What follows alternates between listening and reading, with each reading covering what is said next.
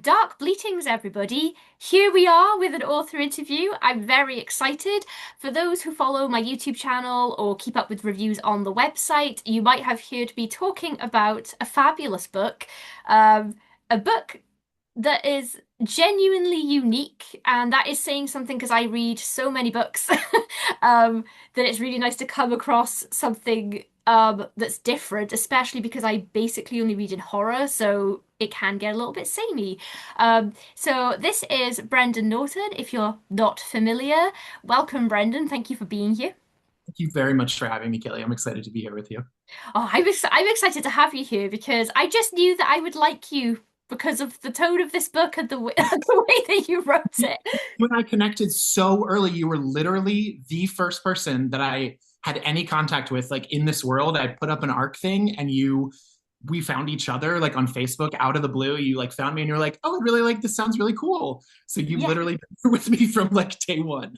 Oh, I didn't know that, but yes, Yeah. I've got good instinct, I'd like to think. Um, would you like to tell people a bit about the book in question? And try to keep it spoiler free because I do want, everyone to read it. Yeah, sure. The book is Haussitter, or if you're pronouncing it in a German accent, it's Haussitte. And it is a comedy horror, cosmic horror romp about a gay 30-something guy who takes a gig house sitting for this bizarre academic couple at their mansion, watching over their pets and their ancient shape-shifting German demon is Yes, the overall plot. That's I think as simple as I can encapsulate it. it's I I just loved it like from because that's like how you set everything up. So this is information that all comes like, Very. at the beginning of the book. And the way that the demon is brought up is just so funny because they're like, yeah, so this is the house and the pets is the demon, and over here is the kitchen. You're like, wait, what? Yeah, there's a lot going on like trope wise in this. I'm a big horror fan, big horror junkie. I'm sure you are too. I come from a theater background. I'm an actor.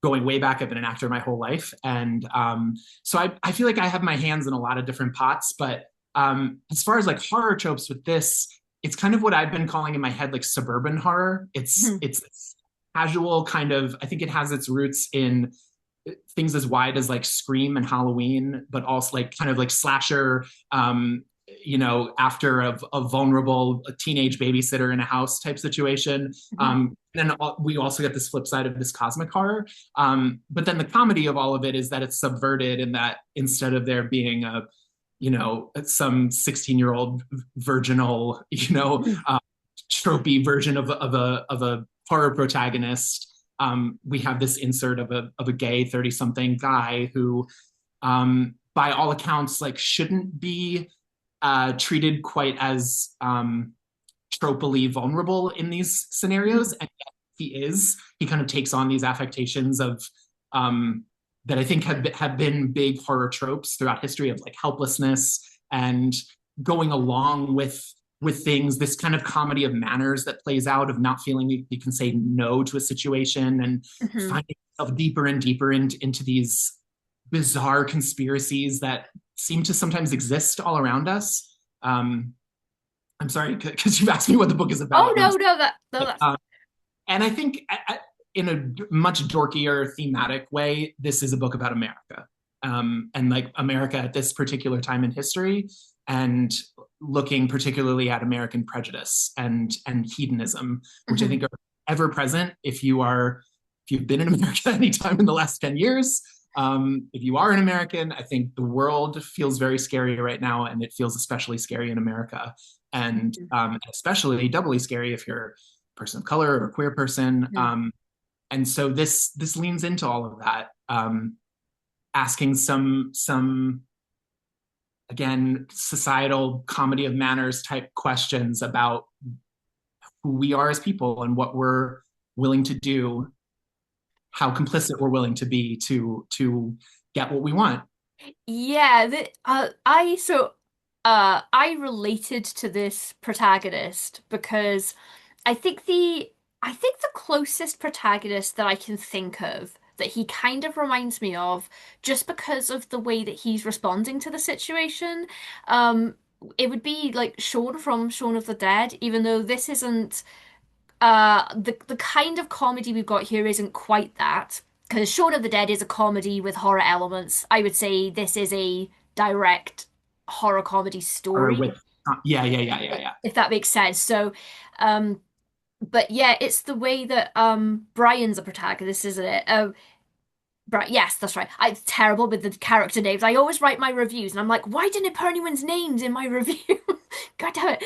Um, but yeah, he's so like he learns about this demon, and like, oh yeah, and then we need to do this binding spell. So does demon, and he's just like, oh yeah, yeah, Yeah, sure.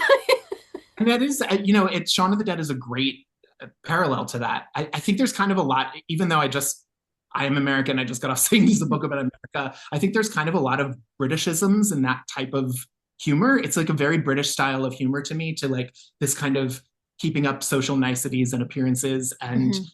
doing things by the book. Hmm. And that's where Brian is a lot of the time when he's dealing with this couple, and particularly the woman half of this couple, Mallory. Hmm. There's this interplay going on between them of how, I'm trying not to spoil anything, but how Yeah. far Mallory is willing to press this relationship and how far Brian's willing to be pressed in Hmm. this relationship. Um, yeah, and the comedy stuff um, hopes to lift the horror out and make it fun. It really does because like there are some genuinely like scary parts of the book. So I don't normally actually feel scared when I'm reading anymore because I read like 100 horror books a year and I'm a little desensitized. Fun Um, all the time. but my favorite feeling when I'm reading is like suddenly realizing that I'm like, oh. Oh, I'm creeped out, freaked out here. And I'm not gonna say anything about the demon, but there are things about how this demon presents itself that really made my skin crawl. And I was like, oh God, no, I don't know about that. So I thought that you did a really good job of like the general tone, is really funny, but it didn't ruin like the horror because the scenario is like when you actually think about it, it's terrifying. Like, Yeah. Yes, I think I used this is um taking this off on this tangent. This is kind of a meta narrative. I think that's probably obvious to the reader. I've certainly said it to you. Brian is basically just a version of me. He's just me plucked out of real life and put into this situation in this kind of parallel universe. We're both bald 30 something gay men who have dead fathers and daddy issues and yeah, I've never babysat a demon, but the original germ of this idea was being in someone's house sitting. And um, I was very specifically trying to come up with a piece that would take that feeling of being in someone else's house and living their life and kind of weirdly putting on their skin for a little mhm, while out of town, doing all the things that they would do in this house that you're instantly comfortable with, and yet it's a completely alien landscape to you. So you're like, you're working it out all the time. And I remember sitting in this house that I was house sitting at, and there was a noise in the house on the far side of the house, and that was kind of the original germ of this. Is like, what if there is something in this mhm. place with you, this place that should feel, these people have gone to all these extra lengths to make it feel comfortable for you, and you have this nice place to stay, and you have these lovely animals to watch, and yet this is not your house. This is not where you live. This is not your. You don't actually know the lay of this land, and they might have told you what's behind that closet door, but you don't know. You don't know what secrets this place holds, and I really like that as a foundation of horror. I like that as like a place to jump off of.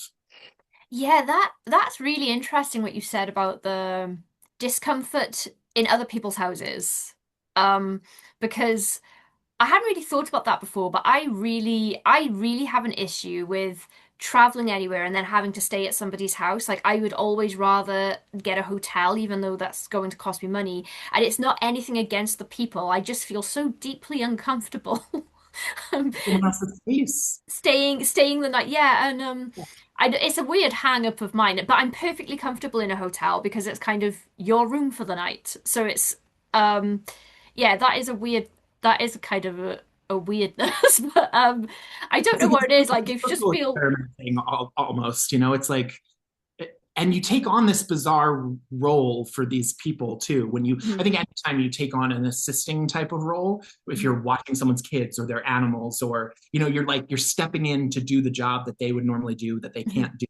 And it's a very weird type of relationship. I've done it more times than I can count in my life. I've worked, like coming from the life of like a working stage actor, I've done Mhm. everything I can think of and have worked for truly some of the weirdest, very wealthy, very bizarre people handling their life. And it's very, I'm sure you might be a little used to this because you have a YouTube channel. So you're used to like parasocial relationships and people, you know, thinking they have an angle on you from afar. And this is Oh kind of yeah. the inverse of that, where you are suddenly in total intimacy with these people who you don't know at all, you know, and and they're hiring you off of like a recommendation or something, and you're meeting for the first time and then being like, great, so I'm going to go sleep in your room for 3 weeks while you're on a cruise or a conference. And it's like, it's bizarre. It's really, really bizarre. um Yeah. and in this book, in House Sitter, I think, uh I like to try to, I'm a gay man. I like to try to present things from a gay perspective, a queer perspective. And I think that this relationship becomes especially interesting and not really tackled much when it's between an older straight woman and a younger gay man. It's a Mhm. really um, rich, complex. Can I curse on your show? I don't know if I Yes, can. yes. Feel free. Often very fucked up relationship, you know, where there's like kind of the inverse of these usual power dynamics, you know, and I think a lot of gay men like Brian, like myself, who grew up in the 90s and in the early 2000s, there's a certain set of social rules for gay men that we make ourselves very palatable and comfortable and safe and Mhm. small, and we become jesters and assistants. And this book hopes to kind of put a light on that relationship in this extremely bizarre, fucked up way between Mallory and Brian. That this relationship's not usual in any way, but Yeah. it Yeah. does want to tear at those strings a little bit and say, why are they so fascinated with each other? What's the fascination? Why do we become so enmeshed? And why is Brian willing to put everything on the line for this person that he doesn't know, that, you know, that treats him, again, I don't want to spoil too much, but like treats him abysmally through the book. And Yeah. um, yeah. Well, this was the thing about Mallory and her husband as well. So all of the characters, they aren't many, but they're so fleshed out. I could really see them. And every time Mallory just walked onto the page, I was laughing because I was like, I don't know what kind of insult she was going to level at him, but there was probably something coming. And the dynamic between them, it's everything you said, plus she's very wealthy and he needs a job. And he's not someone that normally people might necessarily trust with their house. No, So no. he, yeah, so he feels really lucky to have the job. That's And it, the flip side too of that opening sequence between the two of them. And yeah, mind if we maybe dig into that one a little bit yeah, more, yeah.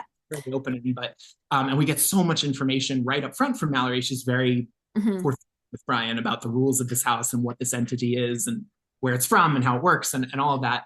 Um, and and I think just as you said a minute ago, like Brian isn't really someone that trustworthy. And right from the get go, I think Mallory, throughout this conversation with him and Mallory, she gets him to put his walls down and Mhm. reveal all these things about himself that are really quite off-putting. If you were someone looking to hire someone to stay in your house, you wouldn't maybe hire someone who's done sex work or Mhm. sold drugs, or like he has all these admissions of things that she seems to instantly wheedle out of him.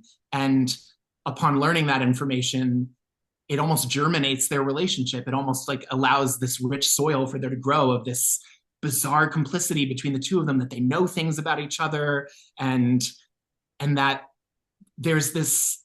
I think Brian is really lulled along the whole. Yeah. Yeah, because there's this sort of because he's got like a bit of like an inferiority complex about her because again, very, very wealthy. Also, she's an academic, and the academics that I personally know are lovely people. So I'm not saying that all academics are like pretentious and arrogant or anything like that, but Yeah, she's sex conspiracies with their students were, yeah. yeah, but she's like uh she's that kind of person. She's like she just kind of quite clearly looks down on him and doesn't mind letting him know that in the way she speaks to him and stuff, but also like she's entrusting him with this crazy responsibility, but that's also packed in with she probably like this is how I took her anyway, is like she's probably intentionally chosen someone who like if he ran out of her house and said, "Oh, there's a demon in there," people would be like, "Okay, Brian, Yeah, sure." let's Like get you packed away. Yeah, um exactly. whereas if she hired someone that was like really reputable in the neighborhood and everybody knew and liked them and they said something, she might be in some trouble. So Yeah, exactly. Yeah, I really I don't know of too many other um examples in horror specifically, but I really like this idea of a casual horror, of a world where things are just accepted as they are. It's mhm, almost like Ryan walks into a different world when he walks into their house. Like he's from our world, but mhm, then walks into a world where demons exist, and it's very natural for someone to pay you to watch them. mhm. And his response is kind of a head scratching sure. It's like okay, I guess so, yeah, sure. And those rules of how this demon is kept and how it works and how Brian is able to keep himself safe in this scenario, those rules start to degrade over time. We spend a year in this house. um that's also not very much of a spoiler. I think the cover gives that away, but we have 4 seasons. Mhm. um and I love my cover. My cover artist Adrian DKC did a wonderful job. But we spend quite a bit of time here, and full seasons, and Brian's life starts to mingle in with this world. He purposefully starts to bring his life into this house, and yeah, it's this is a I'm just so excited to sit with you, Kaylee, because it's really been a passion project for a very long time. Um, Again, that opening sequence of this book, the first 30 pages or so, kind of the interview between Brian and Mallory, is something that I wrote for the first time about 12 years ago, Mhm. and have written different versions of it. I wrote a screenplay version of it, a stage play version of it. I think I did a web series at one point. I was really just trying to figure something out where it would work. And House Sitter as a concept existed in lots of different horror forms as well, where there was like it was more like a Halloween version where there was like a serial killer stalker Mhm. trying to get at Brian, and the dogs were much bigger characters, and the dogs were like heroic, and then really just found my way to this bizarre supernatural um Lovecraftian kind of Mhm. world that feels, again, bizarrely very close to what it feels like being alive right now. Being alive right now feels very confounding and very scary. And every day I feel like I wake up and I read something horrible and I never know what's true or not. Mhm. And those themes of like misinformation and Yeah. existential horror and thinking you have something figured out and then realizing that there's this whole bigger world behind it, feeling very small and human. And Yeah, and then with every new thing you find out, it's worse. You're like, oh, oh no. Like, yeah, I think maybe that's why I related to Brian so much as well. Well, the UK isn't quite the USA at the moment. I would agree with you, it's true. scary. Yes. But politically, we have a party which is surprisingly popular and they're parroting a lot of Trump stuff, which Yep. is very, very worrying to me, watching what's going on over there with you. And I'm I like, mean, listen, everyone should no, be worried. Everyone should be worried. It's a terrifying time to have a head on your shoulders, I think. And yeah, um and it's no accident that the central figure of Mallory in this book is a power hungry, wealthy person with bizarre blonde hair that seems to get larger and larger as the book goes on. It's not an accident. And it's not an accident that according to popular belief and thought and wealthy suburban white women were the reason that the 2016 election went the way that it went in America. And I think there's a lot of um, this book has a very particular setting of the main line, which are the wealthy suburbs outside Philadelphia. It's a very old money place with like literal iron gates outside the campuses, and everything feels. Growing up, when I was reading a lot of Lovecraft, he said all of his books in Arkham, Mm. Massachusetts, which is this fictional, old money enclave academic place up in Massachusetts, and I grew up on the main line, and it always kind of felt like that around here. It always felt like a place where horrible things happen behind closed doors, and so there are also a lot of Lovecraftian kind of allusions. And he's such a polarizing figure, so it's kind of weird to claim him and be like, oh, Mm. I really want to do him, even though he's kind of this horrible racist Mhm. and really terrible human by a lot of respects. But I think his early work is so fascinating, and especially I know a lot of love for Lovecraft comes from his almost like his like MCU of like gods, Yeah. like all the interconnect, like Cthulhu is Nyarlathotep's son, and they're like all these connections. But I like his stuff really early on, kind of before he figured all that out, when Mm. everything was all these swirling mysteries and nothing was really defined. I like that in a horror where you're left with a little more questions than you have Yeah.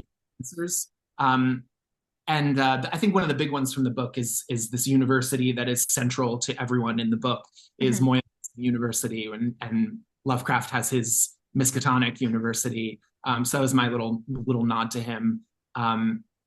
And Moyamensing itself, the word is an old Lenape word, which are the natives from around the Philadelphia region.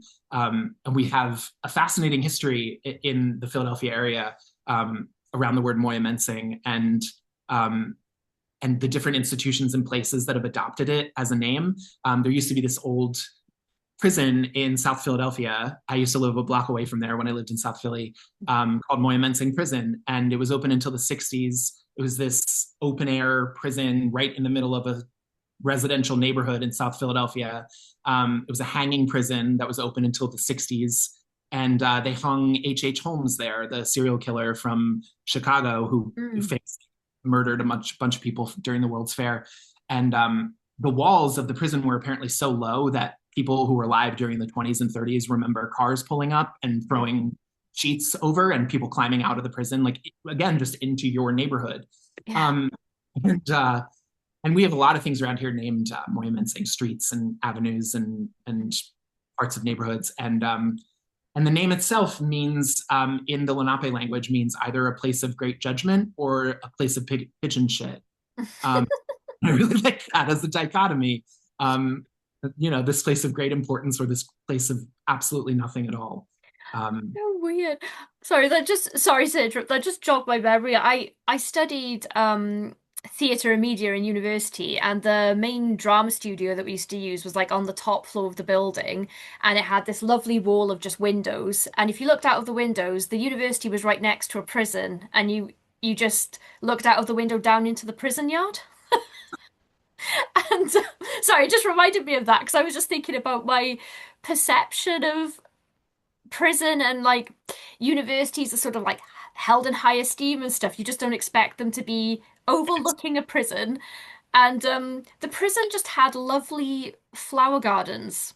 That's all I can remember is looking out and being just really surprised that there were just people out there, and tending to nice, pretty flowers. And I was like, oh, I'm glad they did. That's so nice for yeah. them. I, That's I, I don't know what kind of class of criminals we're talking in this prison. I don't think it was like a high max security. I think it's a bit low. So yeah, yeah, yeah. just your sort of general criminal, I think, in there. Probably people who smoke weed, because that's not legal here. Can't even. But yeah, I really like the dichotomy between the characters and how like the longer they in each other's lives, even though Mallory isn't at the house, obviously Brian's there when she's not, basically. But the longer they know each other, the more comfortable they get with how they're speaking to each other. And it's so funny when they have like arguments and stuff because I don't know that it turns into like not quite an employee employer. There's like a line that's got blurred somewhere, Yes, it gets probably with blue. the demon. Yeah. Yeah. I mean, and I think, again, I'm trying to trot the line of no spoilers, but I think that's Mallory's goal the whole time. I don't think someone who wants any other kind of relationship with Brian. I think she likes that. Um, Yeah. but bizarrely, from the opposite direction, I think Brian really loves it too. I think everyone in this book, there's kind of like like you said, there's not too many characters. There's four Mhm. characters. There's four human characters, because there's some animal characters in here that I would argue are very important and Yes. protagonists in and of themselves. But of the four humans that we know, Brian and his best friend Andrew, who figures very deeply into the plot, and then Mallory and her husband Campbell. I think every single person in this book gets exactly what they deserve and what they want.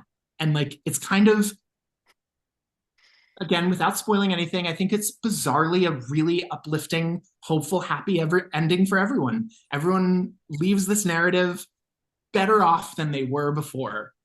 Yeah, it's I guess I would describe it overall as like it's an anomaly of a book. I haven't read anything else like it. I've read loads of demon stories, but this isn't quite just a demon story, and the demon is not like any that I've read ever either. That's a real like I love you did something quite different with that, and also the setting and everything because I was thinking, this is like kind of got like haunted house tropes, but not because it's not like haunted.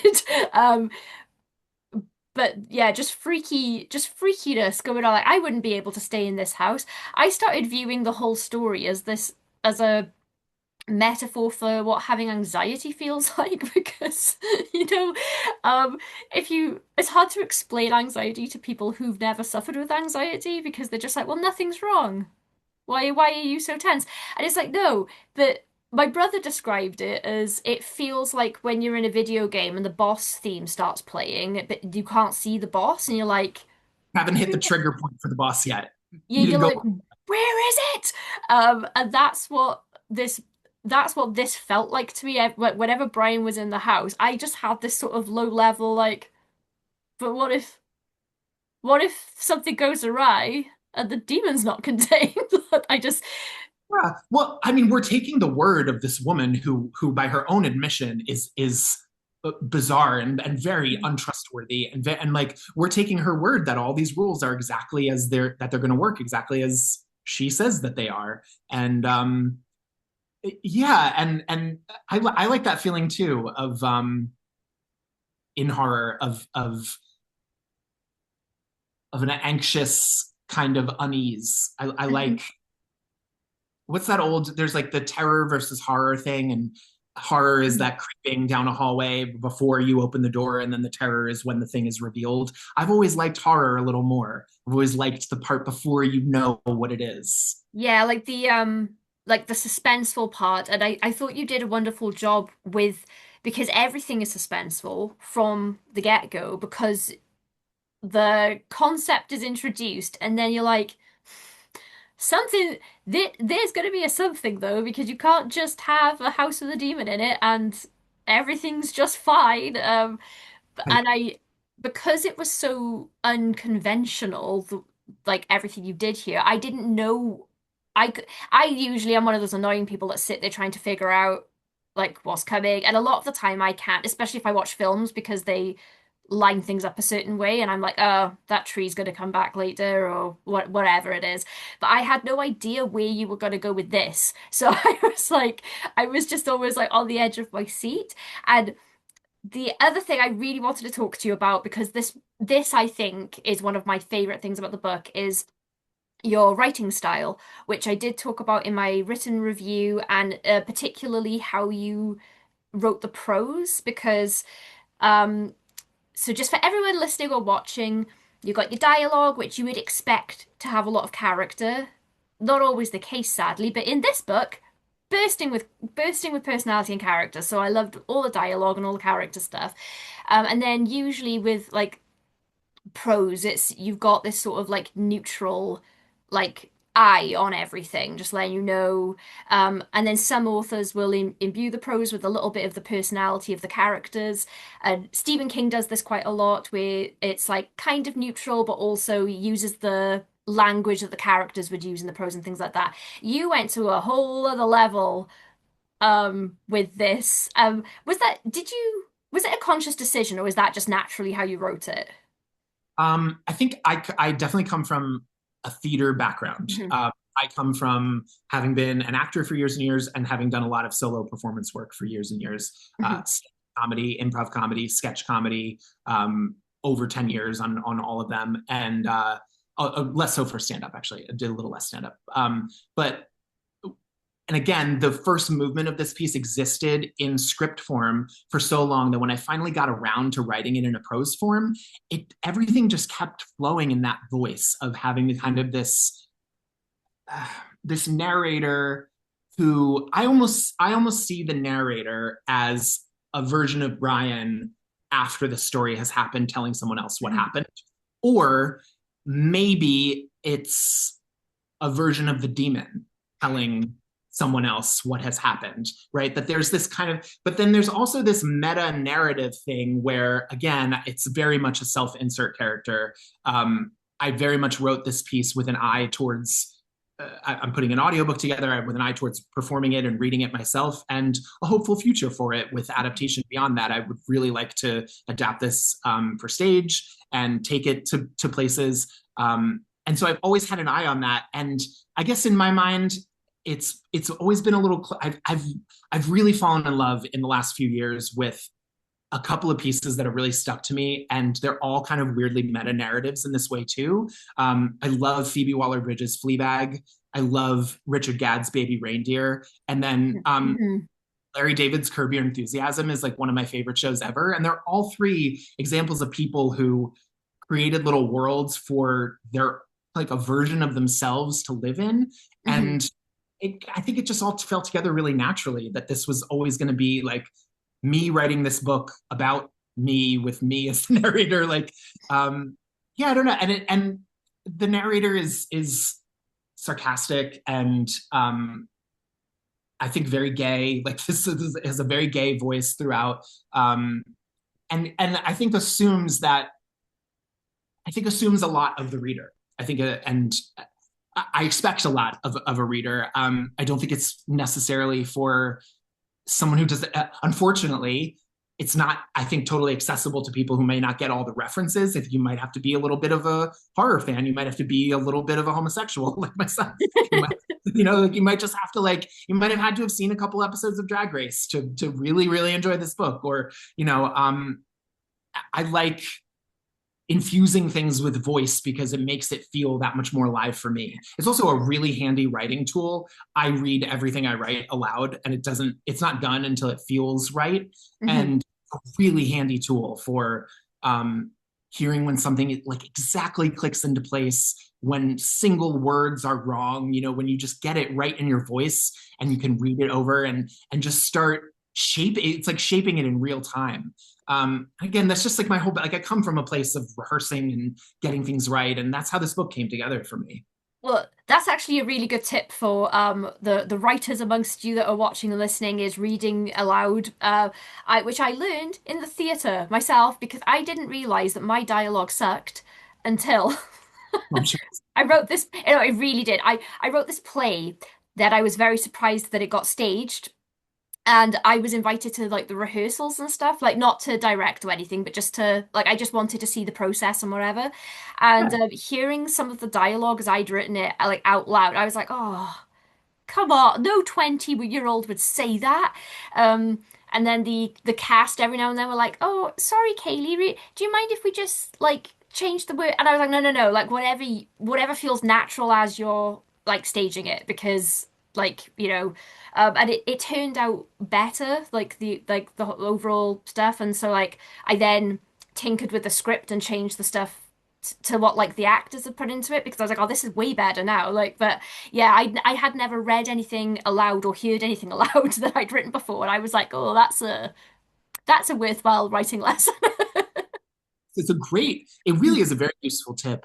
And hey, like some people may have stage fright or may not feel Mhm. comfortable putting things in their own voice. And, I think there's probably other ways around it. But if you do feel comfortable lit, bringing your own world alive with your Mhm. voice, really, really great way to get that kind of instant fix of hearing it and being able to fiddle with it in real time. Um, yeah, I mean, I love these characters. I just get joy out of sitting and reading these characters aloud sometimes. I think Mallory is probably my favorite character I've ever written. Yeah, Um, it was tough for me between Brian and Mallory, and oh, I've forgotten his name, her husband. Yes, yeah, because he's lesser spotted, but also very Yes, let's big do the list. personality. Like still, Yeah, like really, yeah, really big personality people. Yeah, for yeah. sure. And bizarrely fill these it's fill and kind of subvert these gender roles. Mhm. I think too, like this I hope that this book can, maybe if someone doesn't have a great perspective on a queer experience, I hope that this book is able to be, you know, a set of eyes for someone who hasn't had that. I think this book feels really true to what being gay feels like for me, like constantly being put in situations where you have to contextualize yourself against heterosexual Mhm. lives and marriages, and like here's this couple and they're, I think of the scene, there's a scene that a trio of firemen come to the house after a false alarm, and Brian finds himself putting on the role of this guy that he's not because he's hoping to get the firemen away from the house as quickly as possible. But it turns into this situation where he's kind of just out of, he's in deep water of trying to put on, a performance as a straight man. And So funny. Um, yeah, I think that the reason the way that you wrote this whole thing worked so much for me is because A, once again, it was different, and I lo like I'm I'm kind of a storyteller geek. Like if I'm reading something and I'm like, oh, that's I don't come across that often, or that's new to me as sort of like a writing technique or something. I'm so um fascinated with it, and I thought it just really worked because everyone in this book has such a big personality. It seems only right that the narrator would also have a big personality, and really, like I say, you went like a step further than any other author I've ever read that like does this with their prose. Like you just didn't seem afraid of like, right, that's what I'm doing, and so this is how the prose is going to be. And I loved that because that's one of those rules, where if you're in any sort of writing class, you're taught that things have to be done a certain way. And if you get sort of like generic writing advice from people, you will hear the same kinds of things over and over, especially about how you're supposed to do like third person prose or whatever you're doing. And I always think that the most interesting, entertaining work doesn't follow. I'm not saying like the rules like don't have a purpose, but I studied script writing as well, and what the first thing our lecturer told us was, right, I'm going to teach you all the rules, but it's so that you understand how it works so that when you go ahead and break them, when you want to write good stuff, you know what you're doing.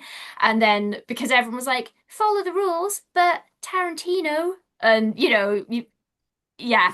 Um you know, yeah.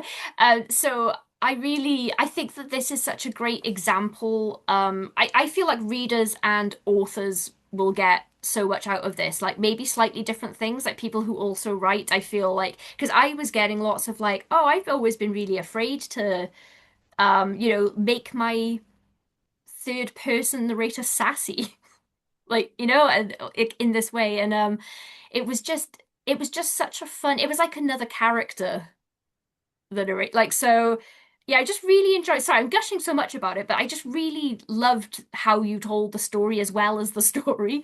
I think the narrator expects that everyone's in on the joke. Yeah. That even just like we mentioned Campbell a couple minutes ago, there's a lot of jokes about Campbell just because he kind of just sucks. Like he's kind of just useless and he's awful. And like we all just agree that about that up front. Like we're all on the same page about that as soon as we meet him. We think he's like kind of sexy, but he's also like a doofus and he's stupid and he sucks. And so like that's just we're just gonna run with that for the rest of the book. That the reader's in on it, the narrator's in on it. Anytime Campbell comes up, we're gonna make fun of him. We're gonna give him like a million different nicknames because he deserves it. And, like Yeah, that's I just always pictured him, no matter what the scene was, I just pictured him in like a velvet robe, just be like, "Rah, rah, rah," like being grumpy about everything. so perfect. I would love to see this. If this is ever on stage, I really hope it tours far and wide so that I can see it, because I would love to see this in the theater or as a film, and or as a film. I would love to take a trip to Edinburgh Fringe with Oh, this. yeah. I really would. So, in terms of, I I hesitate to even say antagonist because it's just again not quite that straightforward. But so, what made you eventually land on a demon? To be honest, I don't remember that thought process. I don't remember how the demon actually came about. Um, I think it came through writing a bunch of different versions of this opening for, again, 10 years. Just like I kept peppering. Um, Mallory has a big monologue very early on that she goes into the history of this entity, this demon, and where she met it. It's very specifically German, which kind of then informs a lot of the literal like geography of the book, like a lot of the places in the house. Famously within the book, there's like a map of the house that is prominent in the front hall of the house, and all the names of the rooms are doubled in German, and there's a lot of German phrasing through the book. I think my initial uh, like ask, I guess, from a horror perspective, and this is such an absurd question. So like I recognize the weirdness of this question up front, but like I guess the question for an American is it scarier to go stay at a house and watch a demon, or is it scarier to go stay at a house and watch a German demon? And then why is that one scarier? And I think that it's lampooning a lot of, I mean, we have a very rich, bizarre history in America with co-opting other people's cultures and being defined by every other culture in the world because we are, as Americans, we're both the most cultured and completely cultureless. We have no culture at all because it's all of our culture is from everywhere else. And I think we especially have this very bizarre, comedic, horrific relationship with the German language, culture, people, and everything in our media, and specifically in horror, to the point where German almost becomes like a shorthand for a Nazi character or something to make fun of. Mm. And I feel like that crops up all the time in horror fiction, at least horror fiction that I've read. You have Tarantino who writes these, history-changing versions of World War II, and I think that so much of American culture too, when we're growing up, so many of us learn French or Spanish, and so the German language in and of itself sounds so completely foreign. Anytime it's used in genre fiction or anything like that, that again, it just becomes this kind of shorthand to like ridicule or a Nazi conspiracy. Mhm. And I've been really fascinated by that dynamic. And so in writing this demon, this whole German history came about, and it's this very, looking at it from the perspective of the whole book, it's this very loose satire for, again, what it's like to be American at this point in our political history. And I think as a country, we're very, if you turn on a news channel in America at any hour of the day on any, left wing or right wing, conservative, Democrat, Republican, like any bias of our news shows, and you turn them on in the middle of the day, watch it for a couple of hours, you're probably going to hear someone call someone else a Nazi, no matter what side of the aisle they're on. Mhm. And um, and so that became a kind of a running joke throughout the book that Brian is consistently presented with this demon that has this very specific culture, that has this very specific American touchstone to, that it lights off these very specific buttons within Brian and his friend Andrew, that the two of them spend part of the book theorizing about, oh, is this some Nazi conspiracy that's going on? And then immediately being like, no, no, no, no, we can't say that. That's so, that's so racist. Mhm. That's so, like, we can't go down this road. And um, and in the end, we learn that our prejudices as readers, as characters, as Brian, as Andrew, um, might be leading us down paths that take us further away from answers rather than leading us to those answers, that we kind of tie ourselves in knots. And I think that's another part of being American right now, is we are tying ourselves in knots to try to explain to ourselves what's going on with our country and what's going on with our president, what's going on with our population. And we spend so much time, again, editorializing on talk radio, talking in our homes, worrying with each other, and at the same time that we're talking and worrying and trying to put our finger on what exactly this whole thing is that's getting so fucked up, everything's falling apart around us. And it's like, we could either spend our time wrangling this idea of what a fascist is, what a Nazi is, Mhm. whatever this is. Brian spends so much time trying to wrap his head around what's going on with this bizarre Mhm. academic conspiracy, that in the end, it doesn't really matter, because you're still in a house with a demon.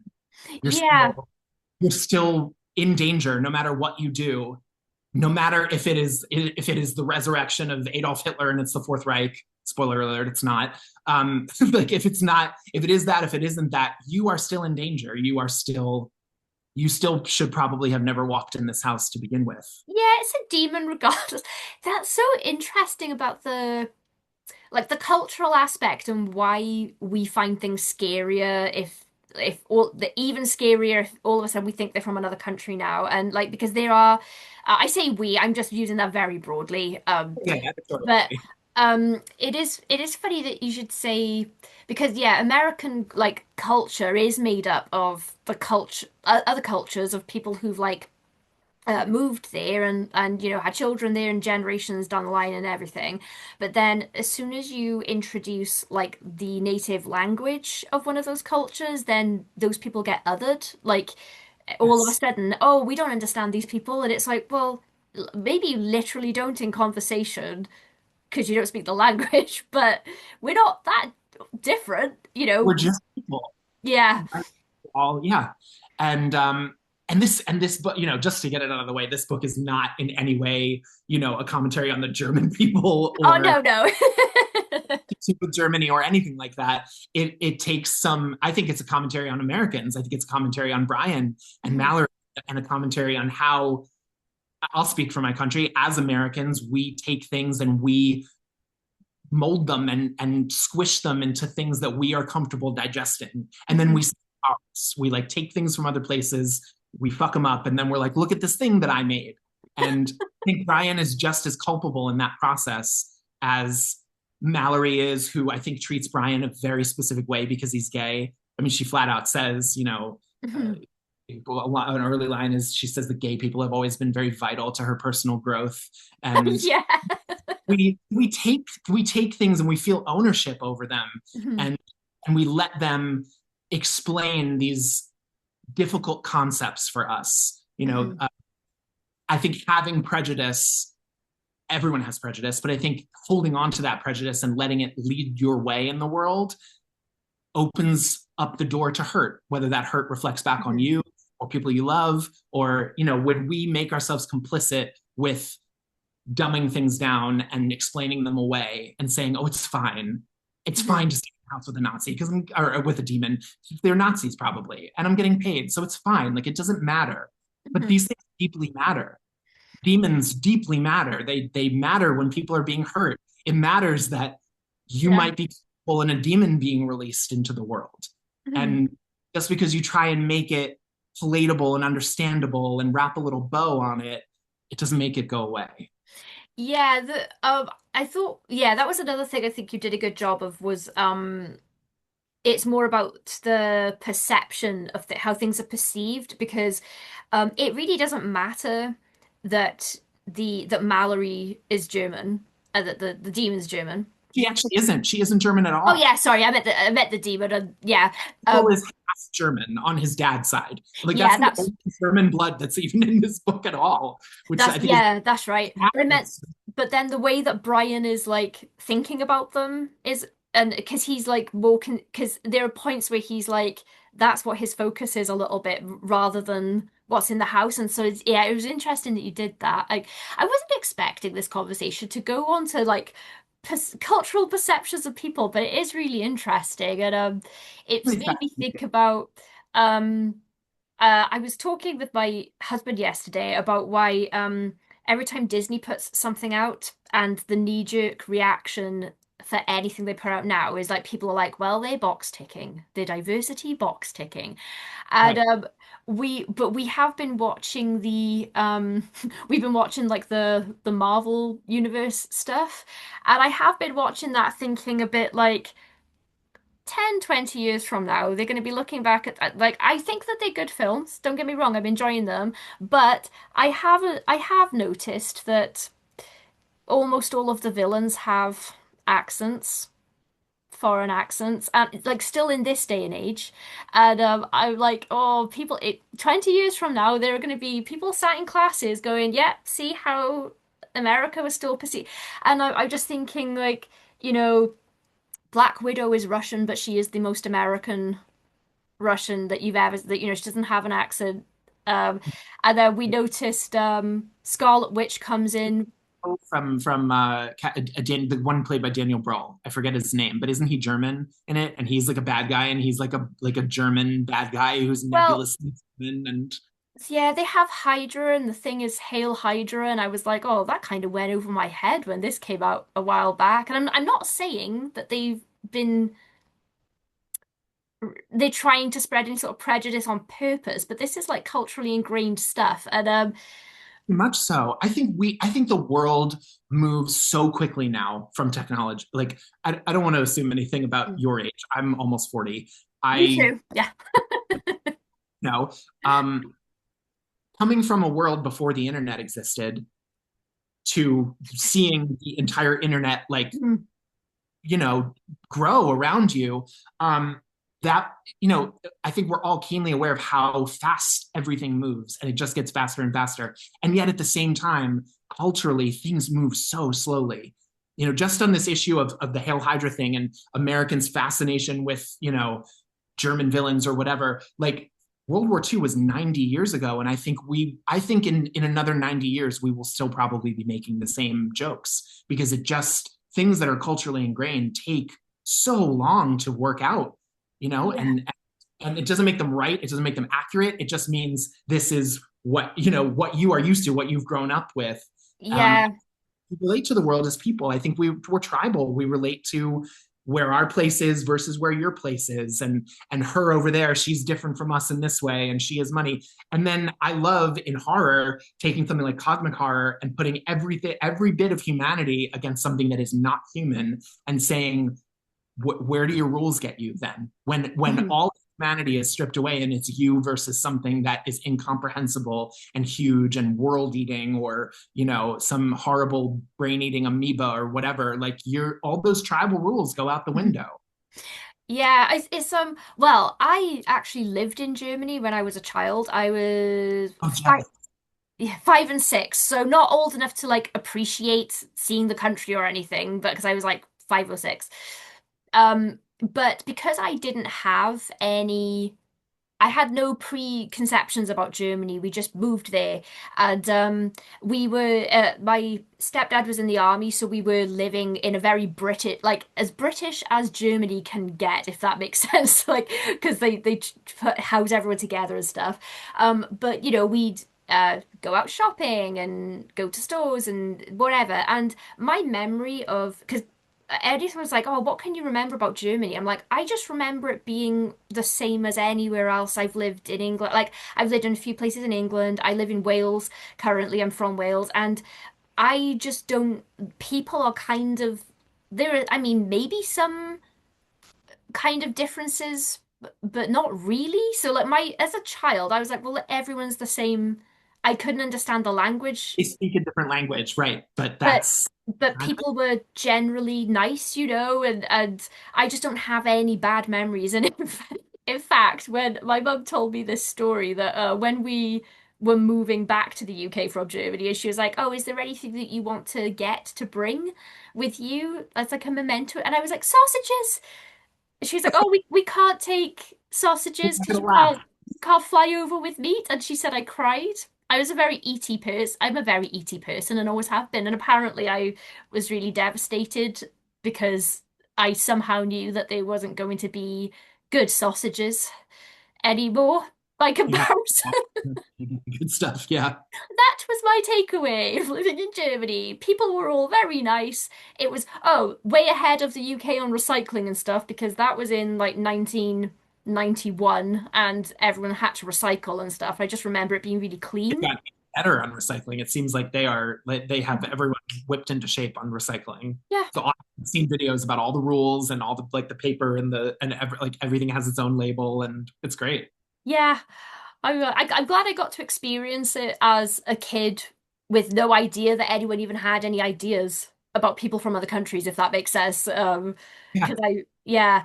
But yeah, sorry, that wasn't like, well, it's like a theme in the book, but it's not like a thing that comes up in every page or anything. But yeah, it is interesting what you did with like Brian's take on this couple and the house and their magic.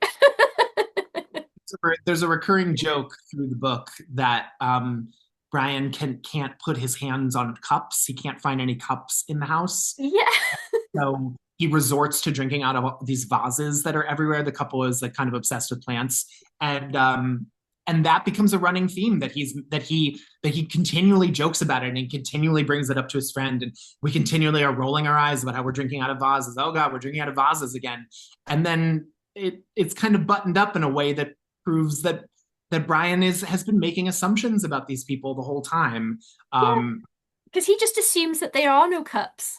Right, he assumes these bizarre things like, well, they already have a demon in the house. They're already weird as hell. Like, of course they would drink out of vases. I'm just gonna, par for the course. I'll drink out of a vase. But, and that idea brushed like butting heads with like, no, but there are really weird, bizarre things happening here. You just don't have your head screwed on right to be able to see. Now, I think that's another thing too, and maybe you'll get this as a fellow millennial, is I think living with self-loathing makes you do things that, I think so many of us live with, oh God, am I enough? Am I doing enough to help the world? Am I, oh no, I did the dishwasher in the middle of the day. I should have done it at night because I'm contributing to climate change. Like it's like all these equations in your head of how to be a good person.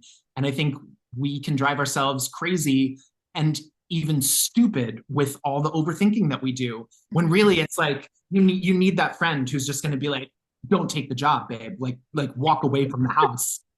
you know. But we also I'm very interested in not giving the reader the opportunity for that. From we open this book, Brian has already linked up with Mallory, however, whatever ad he's found or however he linked up with her, and he's already on his way to the house Mhm. to go interview for this job and accept the job. And like, you don't get to turn away as the reader unless you read the whole book, unless, and we don't leave that house. Once we get to that house, we are at that house for the remainder of the book. Yeah, and And you weirdly don't want to leave it as a reader because it's just such a fun time. yeah, it's cozy and it's fun. Like you kind of want to be there. There's like lush, lovely things around, but Mhm. then is, you know, I'm working overtime not to say things I because know. I keep thinking, oh, and then I'm like, no, no, no, no, no, because it's there's aspects of this relationship that Brian has with this demon where you could argue there are some really nice, pleasurable things that come out of this relationship that Brian sees the benefit of a Mhm. of a relationship with a demon, of knowing a demon and being bound to a demon, as it Mhm. were. Um, that there may be some upsides to that sometime. Mhm. Sometimes I don't think they even out, but Yeah, it's not quite like a yin and yang. that's not it's not yeah, and there's and that kind of ties into a little bit of the sexuality that runs through the book too. I've heard you say on your show before that you are not someone who always enjoys like a spicy book. Oh no, I'm weirdly prudish when I'm reading. I It kind of is spicy in parts, but it's not I don't know, it's not like soft core or anything. It's kind of oh no, fade away a lot of the time that things are happening. But it depends on what I don't know what this says about me. I am most uncomfortable if I'm reading a scene like that between, I don't know, like a married couple or something. And then the further removed you get from like actual intimacy, the more comfort. I don't know why, because I'm not like this in real life. Like, like it's I think it just the depends. romance of the situation that bugs you out. I don't know what it is. I'm sat here reading. It's not even like someone's looking over my shoulder at what I'm reading, and I just start going red, and I'm like, what is wrong with me? I think so. I always say if ever I complain about spicy scenes, unless there is something specific in the scene where I'm like, this is a valid complaint about the writing or something, I'll always tell people I didn't like this, but that is on me. Right. My own hands, not anyone else's. I recently reviewed an erotic novel without realizing, even though it said on the cover, an erotic novel. And the author that sent it to me told me, he said, oh, it's quite spicy. And I was like, oh, that's fine. And then I started reading it. I was like, oh, Oh, right. it's Yeah. very spicy. But, I just kind of uh, put that into a box and then just reviewed the story as it was. But yeah, that was on me. I was like, okay. Horror erotic?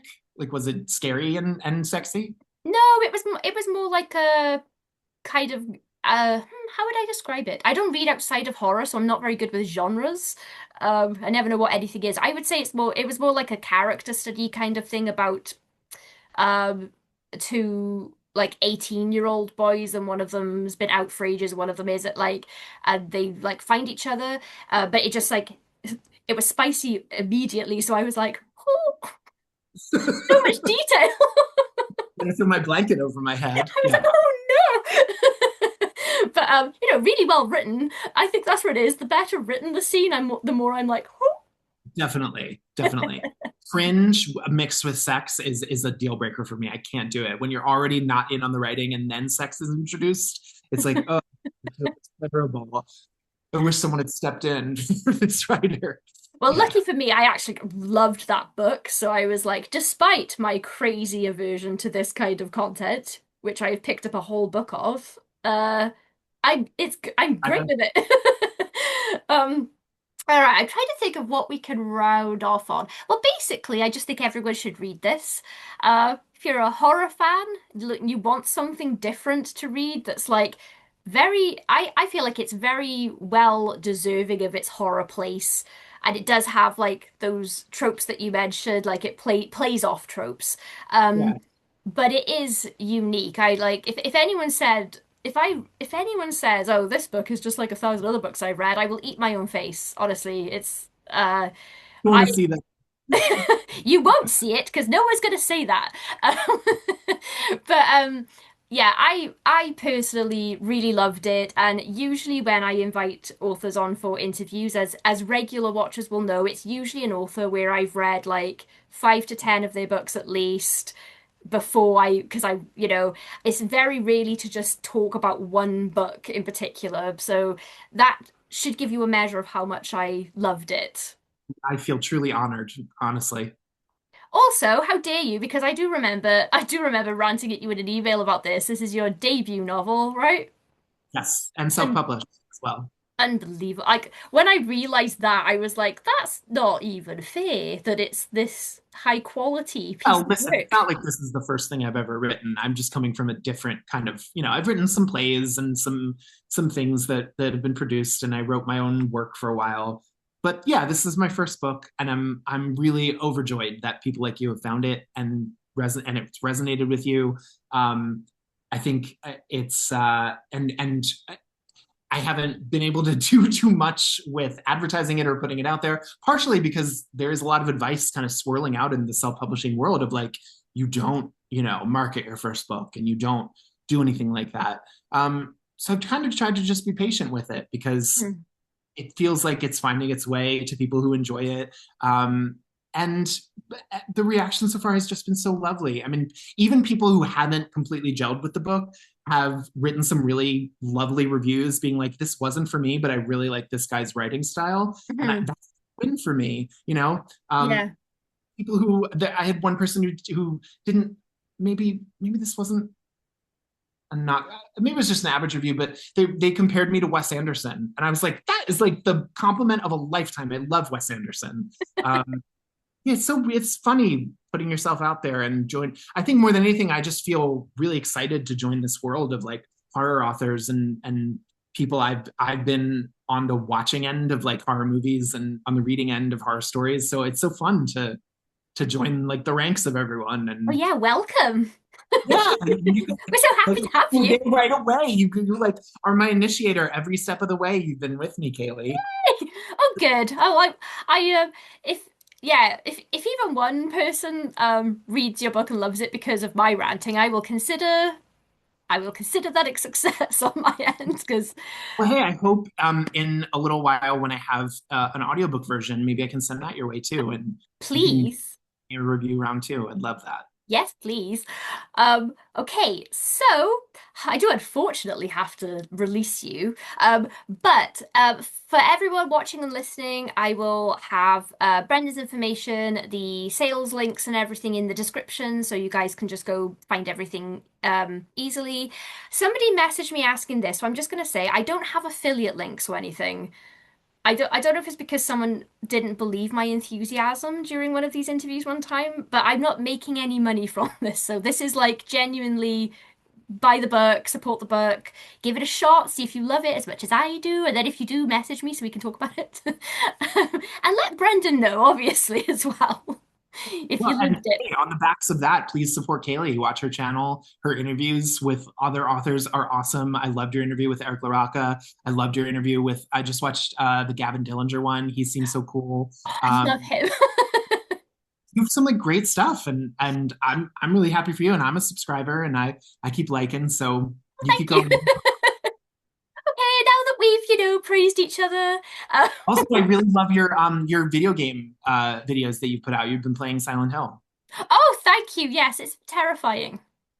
I'm a bit of a gamer myself, and have Oh, also I love that game. sorry, I couldn't tell if a cat or my husband is trying to open my door. No, no one. Maybe it's the demon. Oh my God. Okay, so for the audience, is there anything you would like to say as a sort of parting words? No, please, if you have any interest, please look up House Sitter. My name is Brendan Norton, and I'm so happy to have been here with you today. It's so fun. All right, thank you once again for joining me, and we will sign off with our usual goat tribey sign off of bleat.